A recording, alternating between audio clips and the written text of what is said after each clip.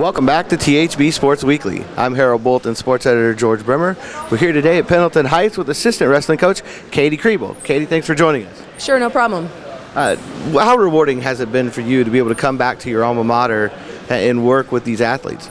It's been very rewarding. I wasn't sure. I got to live out in Colorado and California. I wasn't sure if I was going to come back to this side of the Mississippi again, but when this opportunity came up, I couldn't let it go, and it's definitely meant a lot to come back home and to do what I did as an athlete here as a coach, to invest back in the young men and women in this community, and to try to keep alive the legacy of my old coach, Katie Kriebel.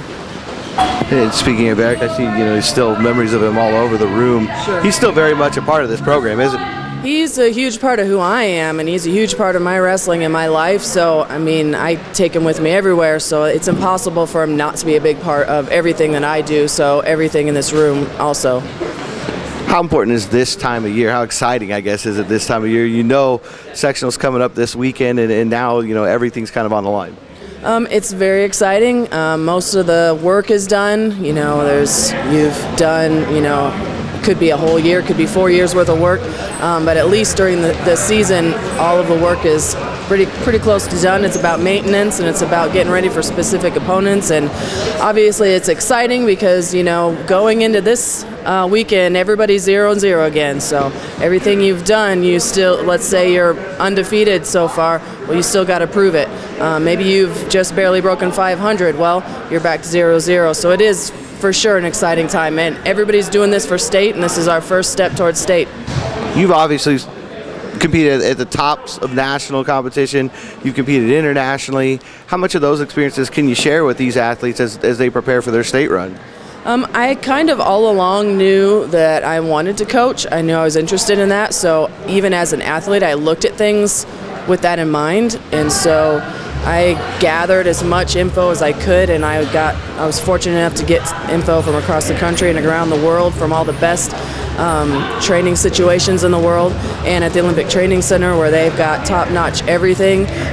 So it's always been a huge part of even my training to be able to gather as much as I can to help share that with everybody. And it's really cool, just the idea that I can come back to my hometown where you don't always have access to a lot of stuff, but I had access to a lot of stuff, and I was very fortunate to get access, and so I'm very grateful for it, and so I in turn want to provide as much info that I can from all of the things I got to do. This team obviously has won a county title already. What's it going to take to add a sectional title to the Hall? We're in a pretty good position to do that if everybody performs how they're supposed to perform, and if a couple people exceed expectations, that'll only seal the deal. But we're in a really good position to win sectional as a team this year. All right, thanks a lot for your time. Good luck. No problem, thanks. Want to know how your team did? Follow at THB Sports on Twitter for the latest scores, stories, videos, updates, and more. We'd like to thank Coach Kriebel and the Arabians for their time today. The winter postseason kicks off on Saturday with wrestling sectionals throughout the area, with first round starting at 9 a.m.